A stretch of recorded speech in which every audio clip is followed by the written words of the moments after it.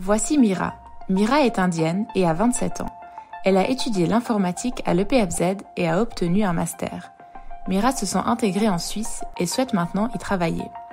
Comme la demande pour des spécialistes en informatique est très élevée, elle n'a aucun mal à trouver un emploi. Mais comme l'employeur potentiel n'est pas en mesure de justifier de manière factuelle pourquoi l'activité de Mira présente un intérêt économique élevé, elle n'obtient pas de permis de séjour. Elle doit donc quitter la Suisse et l'entreprise concernée se retrouve avec des postes vacants. Ce cas est peut-être fictif, mais il correspond à l'expérience des entreprises suisses et des talents étrangers. Aujourd'hui, environ 4000 étudiants de pays tiers terminent chaque année leurs études dans une haute école suisse. Une bonne moitié d'entre eux dans le domaine des mines. Bien que la Suisse investisse chaque année environ 200 millions de francs dans la formation d'étudiants de pays tiers, par la suite, leur accès au marché du travail est limité. En effet, pour les ressortissants de pays tiers, l'accès au marché du travail est restreint par des quotas annuels. De plus, un permis de travail n'est accordé que s'il est prouvé que l'activité professionnelle présente un intérêt scientifique ou économique élevé. Cette pratique d'admission n'est pas logique pour plusieurs raisons.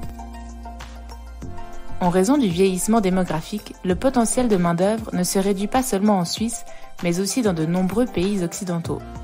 La Suisse doit s'attendre à ce que la migration professionnelle en provenance d'Europe diminue à l'avenir. Les talents ont aujourd'hui de nombreuses possibilités. Si nous leur mettons trop de bâtons dans les roues, ils tourneront le dos à la Suisse. De plus en plus de pays assouplissent déjà leurs règles d'immigration et tentent de recruter de manière ciblée des spécialistes qualifiés.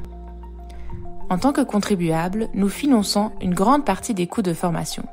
Mais cela n'a pas de sens si nous n'exploitons pas économiquement le potentiel de ces personnes après leurs études. La Suisse devrait donc réduire les obstacles au marché du travail pour les diplômés universitaires des pays tiers. Cela se justifie dans la mesure où il s'agit de personnes qualifiées qui disposent d'une formation suisse, qui vivent déjà depuis un certain temps en Suisse et qui sont généralement bien intégrées. On pourrait ainsi créer des contingents spéciaux séparés qui seraient introduits de manière non bureaucratique grâce à des processus allégés. En effet, les personnes qui ont étudié ici et qui ont été soutenues par l'argent public devraient également pouvoir être engagées en Suisse ou devenir indépendantes.